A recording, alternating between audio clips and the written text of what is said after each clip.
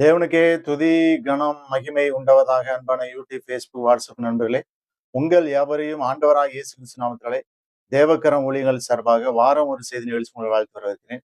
எல்லாம் சந்தோஷமா இருக்கிறீங்களா? நீங்கள் எல்லாரும் சந்தோஷமா இருப்பீங்க கர்த்தருக்குள் விசுவாசிக்கிறேன். இந்த நாளிலும் கர்த்தர் எப்படிப்பட்டவர் என்கிற தலைப்பிலே நாம் தியானம் செய்ய போகிறோம். What is the Lord like?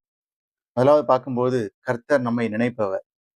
சங்கீதம் 115:12 கர்த்தர் நம்மை நினைத்திருக்கிறார், அவர் ஆசீர்வதிப்பார், அவர் இஸ்ரவேல் குடும்பத்தரை ஆசீர்வதிப்பார், அவர் ஆரோன் குடும்பத்தரை ஆசீர்வதிப்பார். கர்த்தர் நம்மை நினைப்பவர். சங்கீதம் 40:17 நான் சிறுமையும் எளிமையுமானவன், கர்த்தரோ என் மேல் நினைவாக இருக்கிறார். உங்களுக்கு என்னது தேவை என்று கர்த்தர் அறிந்திருக்கிறார். உங்கள் வாயில் சொல் பிரவாதற்கு முன்னே அதெல்லாம் அறிந்திருக்கிறார். உங்கள் மேல் கர்த்தர் நினைவாய் இருக்கிறார். அதான் சங்கீதம் 136:23 நம்முடைய தாழ்வில் நம்மை நினைத்தவரை துதியுங்கள், அவர் கிருபை என்றும் உள்ளது. கர்த்தர் அன்னாளை நினைத்தருளினார். 1 சாமுவேல் 1:10 அவர்கள் அதிகாலையில் எழுந்து கர்த்தரை பணிந்து கொண்டு ராமாவில் இருக்கிற தங்கள் வீட்டுக்கு திரும்பி போனார்கள். எல்கானா தன் மனைவியாக அன்னாளை அறிந்தான். கர்த்தர் அவளை நினைத்தருளினார்.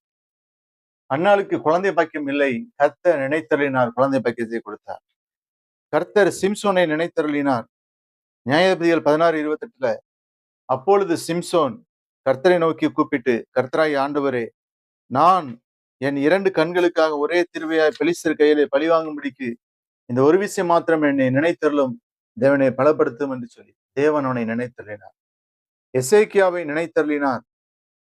2 ராஜாக்கள் 20:3 கர்த்தாவே, நான் உமக்கு முன்பாக உண்மையும் மன உத்தமாய் நடந்து உமது பார்வைக்கு நலமானதை செய்தேன் என்பதை நினைத்தருளும் என்று விண்ணப்பம் பண்ணினான். எசேக்கியா மிகவும் அழுதான். கர்த்தர் எசேக்கியாவுக்கு 15 ஆண்டுகள் கூட்டி கொடுத்தார் ஆயுசை. சிலுவையில் இருந்த கல்லனை நினைத்தார். லூக்கா 23:42 இயேசுவை நோக்கி, ஆண்டவரை நீர் உம்முடைய ராஜ்யத்தில் வரும்படி என்னை நினைத்தரும் என்று சொன்னார். ஆண்டு சொன்ன, இன்றைக்கு என்னுடனே கூட பரதேசில் இருப்பார். அடுத்தபடியாக கர்த்தர் நம்மை அணைத்துக் கொள்பவர்.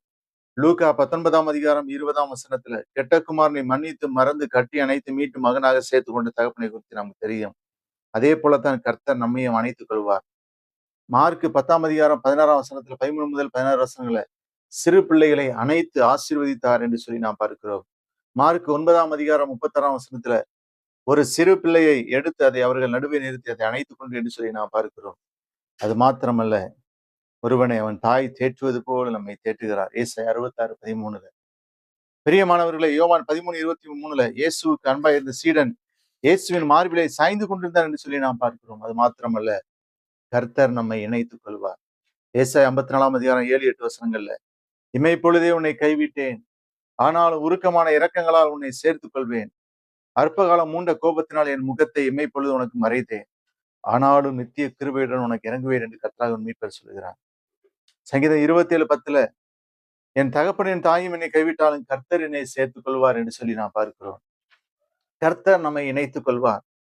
மத்தேயு 23:37 எருசலேமே எருசலேமே, தீர்க்கதரிசிகளை கொலை செய்து உன்னிடத்தில் அனுப்பப்பட்டவர்களை கல்லறிகிறவனை, கோழி தன் குஞ்சுகளை தன் சிறகுகளின் கீழே கூட்டி சேர்த்துக் கொள்வது வண்ணமாக நான் எத்தனை தினமும் உன் பிள்ளைகளை கூட்டி சேர்த்துக் கொள்ள மனதாய் இருந்தேன், உங்களுக்கும் மனதில்லாமல் போயிடுச்சு. ஆண்டவர் அப்படித்தான் நம்மை சேர்த்துக் கொள்வார். ஜெபிப்போமா? அன்பின் ஆண்டவரே, வசனத்தை கேட்ட பிள்ளைகள் ஆசீர்வதியும். இயேசு நாமத்தில் ஜெபிக்கிறோம் பிதாவே. தேங்க்யூ. God bless you.